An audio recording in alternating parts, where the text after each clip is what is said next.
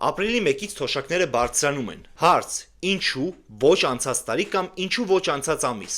Պատասխանը պարզ է. ընտրություններ են գալիս եւ ընտրություններից առաջ հանկարծ բոլոր կառավարությունները հիշում են, որ ժողովուրդը գոյություն ունի։ Եթե իշխանությունը իրապես մտածում էր մարդկանց մասին, թող թոշակը բարձրացներ, երբ գնաճը խփում էր մարդկանց գրպանին, կամ երբ պարգևաճարների թեման պայթեց։ Բայց այն ժամանակ ոչինչ համակարգային չփոխվեց։ Իսկ ինչու հիմա։ Հիմա պետք են ձայներ։ Սա բարեգործություն չէ, սա ներդրում է ռեյտինգների մեջ։ Պետությունը երբեք փող չի բաժանում առանց քաղաքական հաշվարկի։ Դա դասական իշխանական մեխանիզմ է։ Հրամցնում գումարներով քվեարկության դիմաց։